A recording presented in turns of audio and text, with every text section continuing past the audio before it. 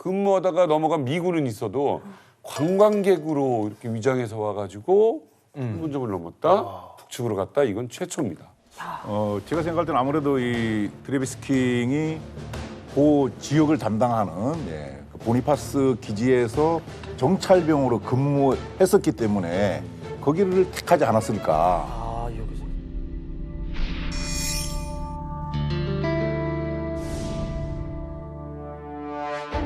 노무자들의 작업을 경비하던 유엔군 경비병들을 북한군의 경비병 약 30명이 계획적으로 기습해와서 악랄한 살인 만행을 저질렀습니다. 이 보니파스 기지가 잘 아시는 것처럼 JSA 그거를 경비하는 부대가 판문점하고 붙어 있거든요.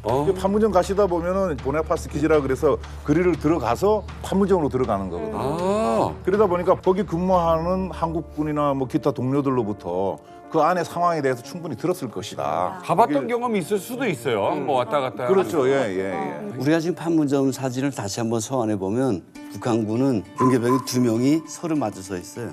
자체 방어의 개념도 있거든요. 한국군은 전방을 오로지 북한만, 그렇지. 정말 작대기처럼 서서 오로지 북한만 바라보고 있어요. 여기서 양측의 어떤 입장이 나오는군요. 그러니까 북한은 상대편이 도발하는 것도 막아야 되지만 우리 쪽에서 넘어가는 것도 막아야 되니까 그러니까 마주보고 있는 거야. 근데 상호 감시. 네, 한국과 미군 입장에서는 우리 쪽에서 넘어가는 사람은 없으니까 저쪽만 쳐다보고 있는 거지.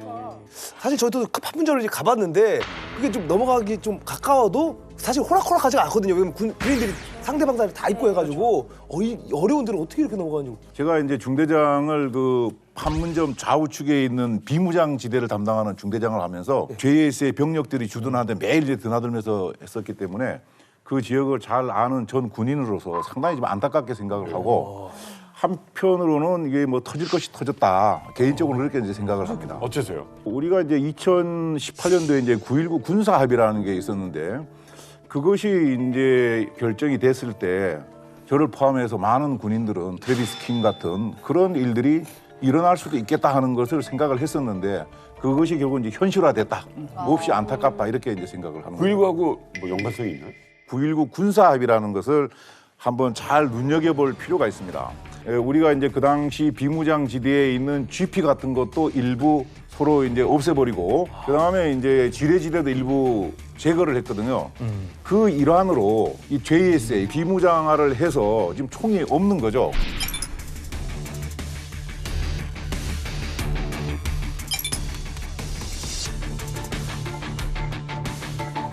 그러다 보니까 트래비스도 그걸 충분히 인지를 했을 수가 있고 있지, 알지. 그다음에 이제 웃으면서 아까 이렇게 갔다 그랬는데 그때 옛날 같으면 아마 총 뽑아서 바로 이제 사격을 했을 텐데 총이 없으니까 그 뉴스에 나온 것처럼 쏴라가 아니고 잡아 이제 이렇게 된 것이죠. 예, 그래서 9.19 군사 합의의 어떤 산물이 이번에 문제점으로 드러난 것이 아닌가 뭐 개인적으로 그렇게 생각합니다. 저는 저기서 만약에 총을 쐈으면은 저쪽에서 대응 사격을 전쟁이 일어날 수 있지. 그런 차원의 문제고 그다음에 또 하나는 뭐냐면 외국인들이잖아요. 우리가 그걸 막는 그 법적 근거가 국보법이거든요. 잠입 탈출인데 외국에는 국보법이 없어요. 그러니까 저 사람들이 넘어갔을 경우 처벌을 받는 것은 혹시 북한에서 불법 있고 그걸로 처벌하지 우리가 사실 처벌할 권한은 없는데 그 사람을 권총으로 사살한다?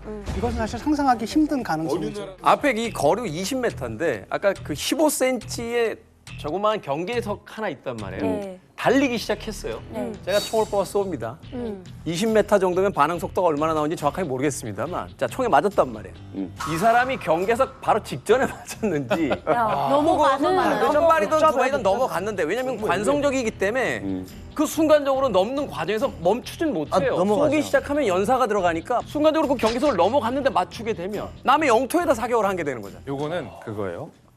총알이 발사된 순간을 기점으로 그거를 따집니다. 그러니까 이 넘어가는 사람이 군사분계선을 넘어가기 전에 총알이 발사됐다면 그거는 확전의 사유가 되지 않아요. 물론 그 현장에서 타다당 뭐 할 수는 있었지만 다만 이 사람이 완전히 넘어갔을 때 총알이 발사됐다면 그것은 이제 북한을 향해서 쏘는 걸로 나중에 책임 소재가 올 수도 있죠. 아니 근데 그런 건 있어요. 총을 갖고 있다고 해서 바로 사살하는 건 아니에요. 경찰들이 총기를 사용할 때 공포탄. 경고 사격을 그렇죠, 예. 하거든요. 그럼 절차가 다 사람이라는 있는 게 거죠. 그 하늘에다 대고 경고 사격을 하면 뛰다가도 멈추게 돼 있어요. 네. 그러면 그 시간 동안 시간을 벌어주는 거기 때문에 총기를 찬다고 바로 사살한다라고까지는 사실은 볼 수는 없는 정하고 거죠. 넘어갔다는 사람한테는 거기서 기관총을 들고 있어서 넘어가요. 맞아요.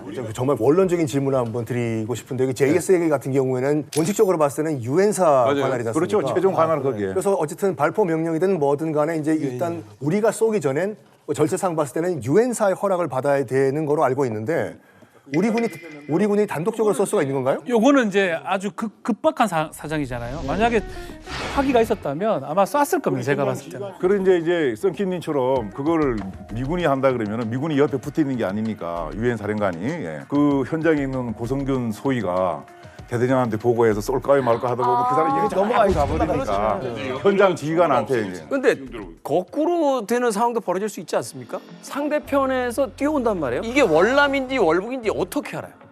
사실은 그렇지 모르지. 저쪽에서 말하자면 어떤 테러범처럼 폭탄을 몸에다 두른 채 달려온단 말이에요. 그럼 오히려 응사를 이쪽에서 해야 되는 거 아닙니까? 못 넘어오게? 이게 문제인 거죠. 참고로 그 얘기를 할게요. 베를린에서 동베를린과 소베를린인데 수많은 사람들이 베를린 장벽, 그 옛날에 장벽 세워지기 전에 철조망이 있었거든요. 그거 넘다가 동독군 경비병에 의해서 그 총에 맞아가지고 많은 사람들이 죽었어요.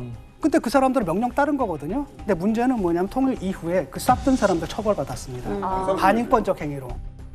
아니 근데 이게 비무장을 하고 있었다.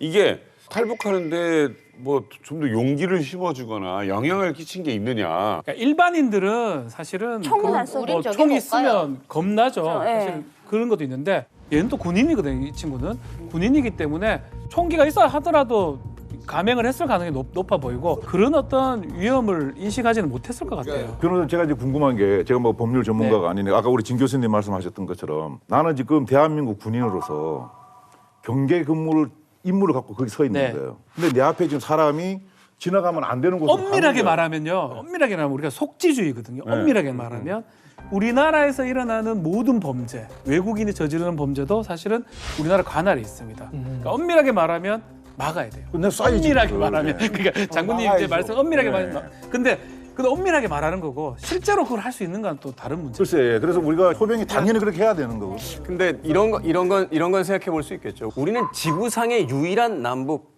대치 국가잖아요. 그러니까 우리나라를 제외한 다른 나라에서는 말하자면 외국 관광객이 와서 거기를 자기 자유사를 가지고 뛰어넘어가겠다는데 그거를 우리가 사살하는 거에 대해서 과연 그 인권적인 개념이라든지 그들의 사고 방식으로 그걸 이해할 수 있겠느냐. 저는 그 반대하는 게 들어가기 전에 분명히 서약서를 쓰고 들어갈 거예요. 그래서 일단 대한민국 군인이 그 자리에서 임무받은 것은 누가 글로 가면 쏘도록 임무를 받기 때문에 당연히 그렇게 해야 된다고 제가 이제 말씀드립니다. 거기에서 제가 그 JSA 대대장인데 야 외국인이 넘어가면 쏘지 마. 그거 안 하죠 그거. 근데 어쨌든 간에 총은 지금 없다는 생각을 거죠. 해보세요. 없어요, 예. 외국인이 넘어가면 쏴라. 저는 이렇게 교육해서는 안 된다고 보거든요. 왜냐하면 그 사람 돌려받을 수 있는 다른 길들도 있고 여기 들어오는 사람들은 여권이고 뭐고 다 해가 신원이 확실한 사람을 뽑았는데 이 사람들도 외국인인데 그걸 갖다가 장병들한테 쏴라 그래서 정말로 쏘면 어떡합니까? 그렇게 군인은 해야 된다니까요. 아니요, 저는 그렇게 아니죠, 군인은 그렇게 한다니까 지금. 아니 신원이 확실한 사람들인데 거기 40명의 관광객이 있었거든요. 거기서 교전이 벌어졌다고 생각해 보세요. 근데 이런 것 같아요. 그 두 분이 하시는 말씀이 다 일리가 있어요. 그러니까 원칙을 따지자면 사실은 고성균 장군님 말씀이 원칙적으로는 맞습니다. 그런데 우리가 총을 차고 JSA에서 근무하던 시절에도 사실은 이런 사례가 없었어요. 그렇기 때문에 다만 북한에서 오청성이 넘어올 때는 북한군 애들이 거기서 사격을 추격하는 오청성을 네. 향해 엄청나게 쏘았던 적은 있었죠. 하지만 그렇다고 하더라도 남북 사이에 JSA에서 교전이 있었던 상황은 아니었거든요. 그거 자체가 바로 남북의 어떤 체제의 우월성을 보여주는 것 같아요. 그들은 그렇게까지 해서라도 못 넘어가는 상황이 되잖아. 우린 그렇게까지 할 필요가 있겠느냐. 근데 분명히 그런 건 있어요. 그러니까 총기를 안 차면 남북 간 JSA에서 우발적인 총기 사고가 날 가능성은 없어요. 안전해져요. 다만 이제 이런 류의 약간 느슨해진 경계로 인한 사고는 생길 수 있는 거죠. 그러니까 이건 택일의 문제예요. 그러니까 지금 다 들어보면 이게 계속 첫 번째 얘기는 트래비스가 북한에 잘 몰라서 넘어갔을 것이다. 우리가 그런 얘기 자꾸 아니. 시작을 했는데 보도도 많이 그렇게 됐었어요. 저는 전혀 그렇지 않다고 보거든요. 오히려 이 지금 보니파스에서 경비병을 썼었어요. 네. 그 상황을 100% 알고 있을 겁니다. 교육도 받고요. 네. 그렇다면 총기가 없다는 거 당연히 알고 있고 다 알고 있고. 다 얘기를 했을 거예요. 그러니까 우리는 하나는 확실한 거는 모르고 넘어갔다고 얘기하는 거는 아니, 절대 다 안 된다. 알고 그런데 여기서는 당황하지만 저쪽 북한군 입장에서도 너무 당황스럽잖아요. 완전 다 완전 이건 갑자기 자기들한테 뭐 테러하러 온 것도 아니고 이게 그러니까. 입장이 아주 곤란했을 겁니다. 저는 되게 당황했을 거예요. 아마 상상도 못한 여기서 그게 민간인이 뛰어 들어올 거라고는 한 번도 상상할 수 없는 일이 일어났지 않았을까. 그러니까 본인들도 저녁에 퇴근하고서는 도대체 왜 넘어왔어? 당연히 그래서 그 이미지 이런 거 한 번도 이미지를 상상해보지 못한 일이 일어나니까 아마 넘어왔을 때 저는 잘 모르긴 몰라도 제일 당황했던 사람들이 그 앞에 경비병이에요. 왜 왔니? 너 왜 왔니?